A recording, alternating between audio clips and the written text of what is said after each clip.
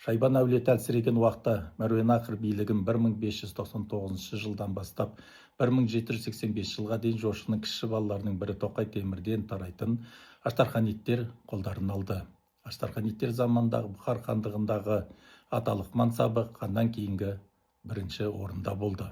Бұхар хандығындағы аталықтар Шыңғыс тұқымдары төрелерден де жоғары отырған. Әлсіздеу хандардың кезінде мемлекетті аталықтар басқарып отырды. Әбділәзіз ханның кезінде Алшын Жалаңтөс Баһадүр Бұхарада аталық болғаны мәлім. 1756 жылы Бұхар хандығының билігіне Маңғыт Мұхаммед Рахым аталықтың келуімен Аштархан әулетінің билігі аяқталды.